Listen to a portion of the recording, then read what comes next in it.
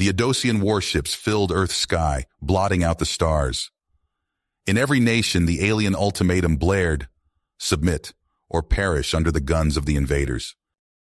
Most global leaders cowered in fear and urged capitulation, ready to hand control of the planet to the enemy, rather than risk planetary destruction.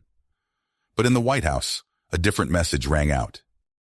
President Philip Gordon's face appeared on video displays across the planet. "My fellow humans," he said, "today we face the greatest threat in our history.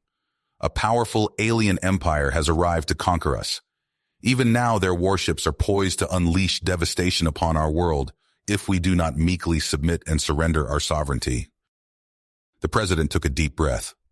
"I know many are afraid of their advanced weapons that could obliterate our cities, afraid of their vast fleet that dwarfs our modest space forces. The Adosians clearly outmatch us technologically. If we resist, there will be terrible costs. That is what the aliens are counting on, that we will let fear overcome our courage." President Gordon's eyes flashed with determination. "But hear my words. We will not submit. We will not kneel before an alien attack, no matter how powerful they seem. If we lay down our arms now, we condemn our children to live in chains, stripped of all freedom and dignity. Is that the future we want? Is servitude preferable to standing tall and fighting for our right to choose our own destiny? I say no. If the only choice is between bowing our heads and baring our teeth, I choose to show the galaxy our fangs. Humanity will bite back against those who think us weak. We will unleash the full fury of our species, no matter the odds against us. This is our home, and we will defend it to the last soldier, the last bullet, the last defiant breath." Across the globe, a roar of approval met the president's words. A new sense of unity and grim purpose filled the hearts of everyday people from America to China, Nigeria to France. The terror at seeing alien dreadnoughts loom in the sky was replaced by iron resolve. If this was to be humanity's final stand, they would meet it on their feet, not on their knees. President Gordon gave the order to activate humanity's full military might. Pilots like ace flyer Jack Harper sprinted to their fighters, ready to meet the alien strike craft in the skies over Earth. Grizzled officers like General Mike Anderson, commander of the Orbital Defense Fleet, barked orders to prepare for imminent Adosian attack. Even the scientists had a part to play. Researchers like Dr. Ben Novak frantically tried to perfect experimental new weapon systems reverse-engineered from alien tech, praying it might give Earth's defenders a fighting chance against the looming armada's superior capabilities. Aboard the Adosian command ship, High Commander Alara sneered as she monitored the human news broadcasts showing their pathetic preparations for resistance. These primitives actually intended to fight? The Adosian Empire had crushed hundreds of worlds. One more upstart species to put in its place would hardly be difficult, especially one so laughably outmatched. Alara gave the order for the fleet to advance into attack position as dusk fell over North America. The time for ultimatums had passed. Now the humans would learn the futility of defiance. Their cities would burn, and their armies would be reduced to ash. She would savor their screams as they finally understood that it was better to kneel than be destroyed. Neither the Adosian commander nor the human defenders yet realized that a legendary battle was about to unfold, one that would reshape the cosmos. The unstoppable alien armada was indeed about to launch its attack. But it might not be the humans who ended up regretting it. As the Adosian warships unleashed a relentless barrage of energy blasts, cities across the globe erupted into flames. Skyscrapers toppled, highways buckled, and entire neighborhoods were reduced to rubble under the onslaught. Smoke choked the skies as the alien bombardment continued unabated. In the cockpit of his experimental fighter, Jack Harper gripped the controls with white knuckles. "All wings, form up on me," he growled into the comm. "We're going straight up their throats." A chorus of acknowledgments came back as his squadron arrayed behind him. Jack gunned the engines and rocketed toward the looming Adosian fleet. "Pick your targets and follow my lead," he ordered. "We've got to buy time for the ground pounders." Weaving through a hail of alien anti-aircraft fire, Jack lined up on the nearest warship and triggered his weapons. High-yield missiles leapt from his craft and slammed into the enemy vessel, blossoming into gouts of flame and shrapnel. More fighters joined the fray as Earth's defenders hurled themselves against the invaders with reckless abandon. On the streets of London, Paris, Moscow, and 100 other cities, the story was the same. Alien troop carriers disgorged streams of Adoshan shock troops, their bulky armored forms marching forward with relentless discipline. Waves of human defenders met them head-on, pouring streams of gunfire into the attackers. General Anderson pored over a flickering holographic tactical display, his face lined with fatigue and grim drive. 3rd Battalion is being overrun in Berlin, a aide reported urgently. 5th Marine Regiment holding for now in Shanghai, but they need reinforcements. Redirect the 10th Armored to Berlin, Anderson ordered, and get the 5th whatever support we can scrape together. We can't let those positions fall. In the White House bunker, President Gordon's hand trembled as he reached for the comm panel. He had to try one last time to stop this madness before more lives were lost. High Commander Alara, he said heavily, as the alien leader's imperious visage appeared on the screen. I urge you to halt this attack. There's still time to talk, to find a peaceful solution. Further bloodshed will only bring ruin to both our kinds. Alara's expression hardened into a contemptuous sneer. There will be peace, human, when your world is firmly under Adoshan control and your species learns its proper place. This pathetic resistance changes nothing. Surrender now, or watch your civilization burn. Gordon slammed a fist on the console, his earlier trepidation replaced by unwavering conviction. There would be no capitulation, no matter the odds. We will never submit to alien tyranny, he shot back. We'll fight you to the last man, woman, and child on Earth if that's what it takes. This is humanity's home, and we'll defend it to our final breath.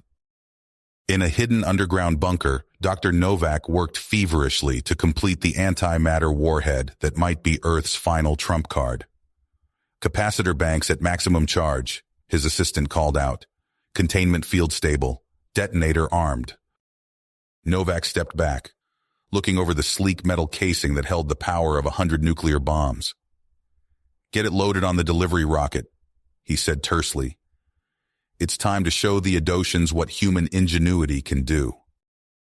But even as pockets of resistance fought savagely against the alien onslaught and Jack Harper's pilots sacrificed themselves in desperate holding actions, the Adoshans pushed forward inexorably. One by one, Earth cities fell under their armored boots and plasma cannons. In the command bunker, President Gordon and General Anderson stared bleakly at the tactical map, watching the alien advance grind forward. We can't stop them conventionally, Anderson said heavily. Our forces are putting up a hell of a fight, but they're just too strong. If Novak's device doesn't work. He trailed off, the unspoken alternative hanging in the air between them. The use of nuclear weapons on Earth itself, a last resort that might repel the Adoshans at the cost of billions of human lives and incalculable environmental damage. Gordon closed his eyes for a long moment, the weight of the future pressing down on his shoulders. Everything hinged on a single desperate gamble. If Novak failed, Earth and all of humanity might burn in the fires of war. The president looked up at the general, his expression hardening into iron perseverance. No more words were needed. They would see this through to the bitter end, come what may. Earth would fight with everything it had. And if the price was fire and blood and ruin, then so be it.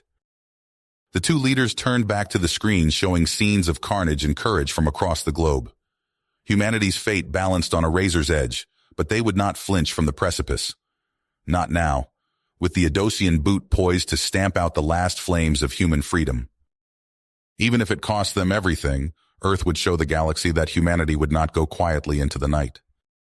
Jack Harper's fighters thundered through the smoke-choked skies, their engines screaming as they dove at the Adoshan warships. Missiles streaked from their wings, slamming into alien hulls with fiery explosions. But for every blow they struck, the humans paid a brutal price. "Razor 2 on your 6, Jack shouted into his comm. Too late. Green energy beams lanced out, shredding his wingman's craft. The pilot's scream cut off as static filled the channel. Jack gritted his teeth and yanked his stick hard, pulling a high G turn that made his vision dim. He lined up another shot and let loose a barrage of cannon fire, peppering an Adosian cruiser's stern. The alien ship's engines sputtered and died, sending it listing out of formation. But there were always more targets. The sky was thick with Adosian vessels, their weapons filling the air with deadly fire. Jack's radar showed his squadron's numbers dwindling by the minute. On the Adosian flagship, High Commander Alara snarled in frustration. "Enough of this," she spat. "Commence full orbital bombardment. I want every human military installation reduced to ash." Searing beams of energy lanced down from the Adosian fleet, hammering Earth's surface. Military bases erupted in flames. Armored columns were vaporized in an instant. The devastation was total and merciless. In his command bunker, General Anderson stared in horror as screens winked out one by one, whole sectors going dark as the bombardment severed communications. "Status report," he barked. "Sir, we've lost contact with 80% of our forces," an aide reported, voice shaking. "The 5th Armored is gone. 3rd Air Wing wiped out. Pacific Command isn't responding." Anderson's fists clenched. "Get the President to Cheyenne Mountain," he ordered. "It's the only place left that might hold out." As chaos engulfed the planet, Jack Harper led a ragtag group of survivors to a hidden underground hangar. Pilots stumbled from battered fighters, faces etched with exhaustion and despair.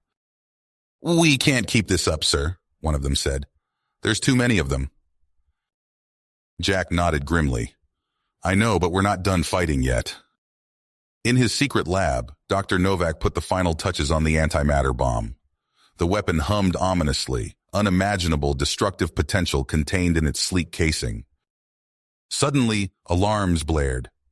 "Adosian strike team detected," a technician shouted. "They found us." Novak's eyes widened. "Get the bomb to the shuttle now," he ordered.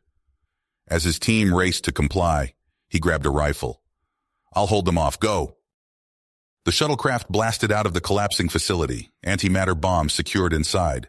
But Adosian fighters were on it in seconds, energy beams slicing through the air.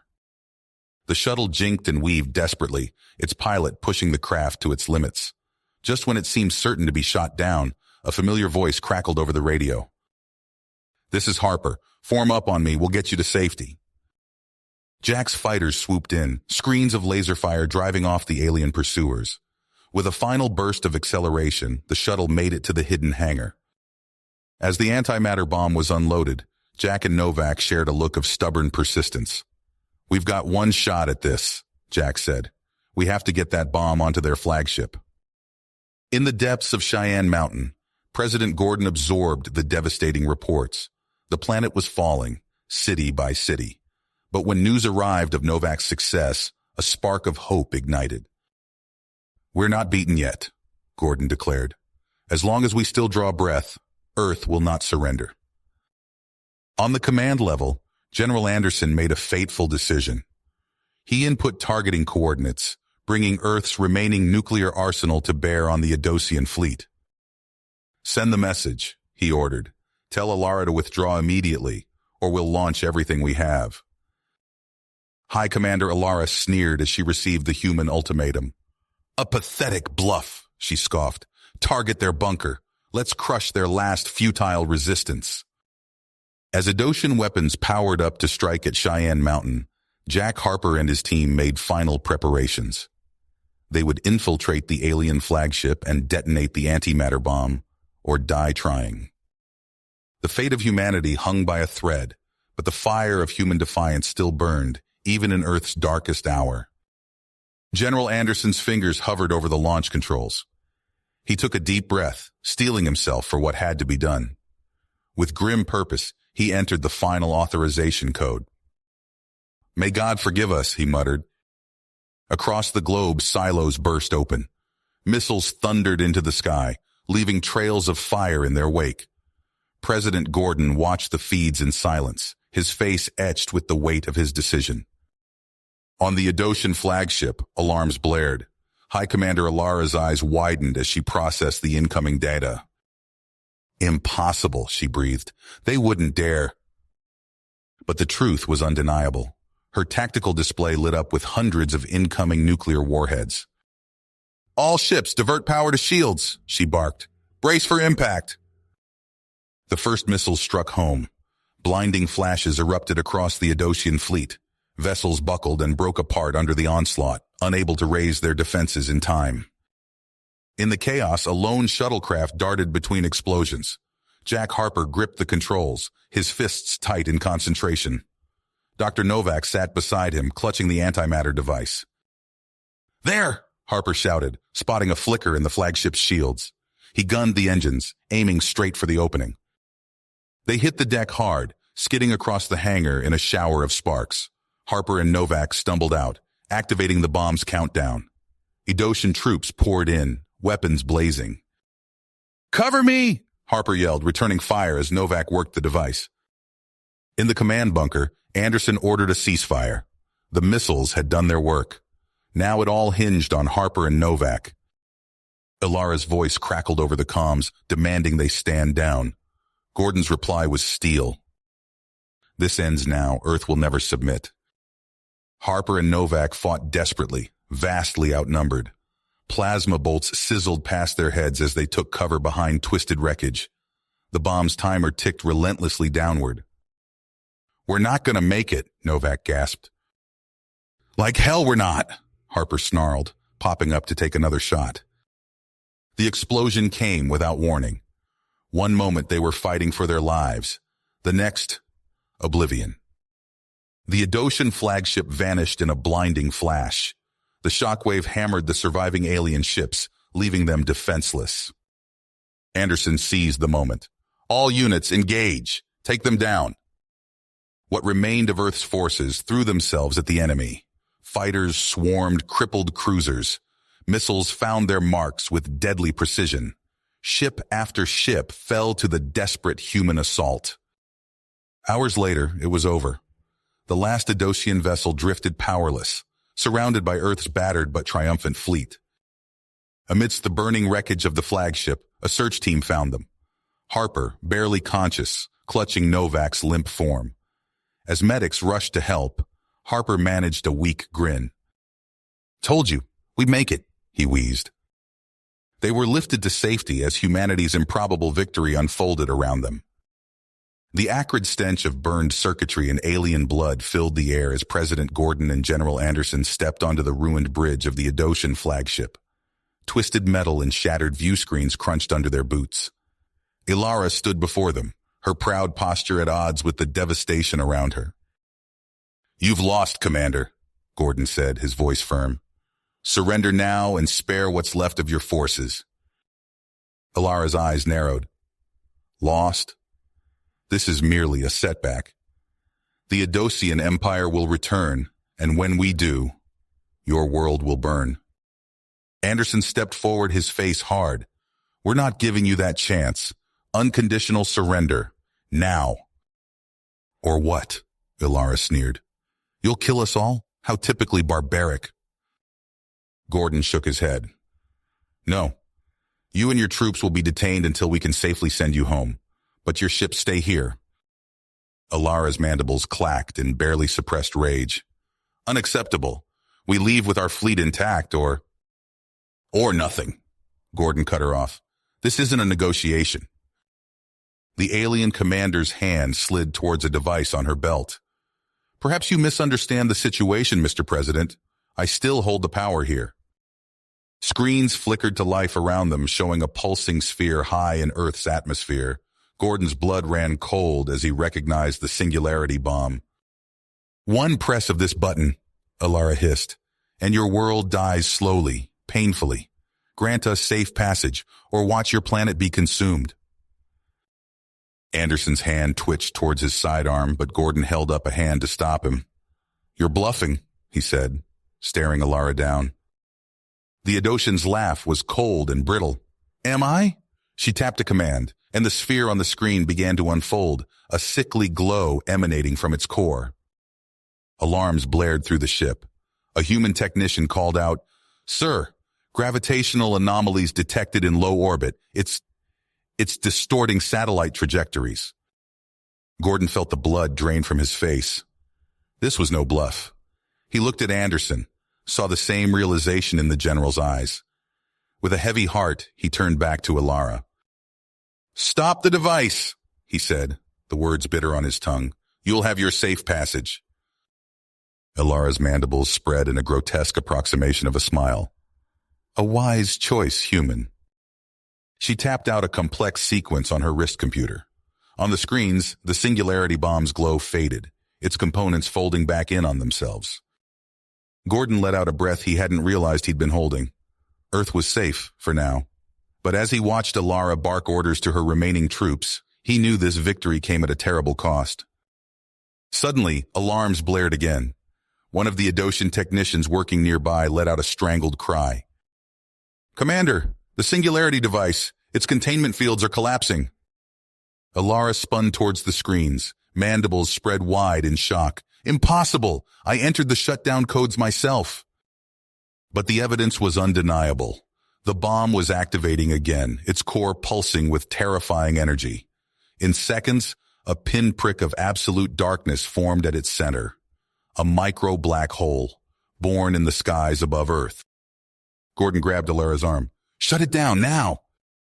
The alien commander's eyes were wide with genuine fear. I can't. Someone's overwritten the command protocols." As they watched in horror, the black hole began to grow, its voracious gravity already tugging at the edges of the atmosphere. Earth's doom loomed above them, born from the very weapon meant to ensure Adosian victory. In the chaos that followed, a single voice cut through the panic. Jack Harper's face appeared on one of the few working screens, his eyes blazing with commitment. "This is Harper. I'm airborne and approaching the Singularity. What do you need me to do?" Gordon looked to the assembled human and Adosian scientists, desperation etched on his face. "Give me options, people. How do we stop this thing?" Dr. Novak stepped forward, his face grim. "Sir, we might have a chance, but it's going to take everything we've got, and more." As Novak outlined his desperate plan, Jack Harper's fighter screamed through the upper atmosphere, its engines straining against the black hole's growing pull. The fate of Earth hung in the balance, with humanity's greatest heroes prepared to make the ultimate sacrifice to save their world. You have reached the end of the story. If you enjoyed this story and want to support us, please leave a like and subscribe to our channel, and for every comment that says 88, I will heart every single one of them. Thank you for your time.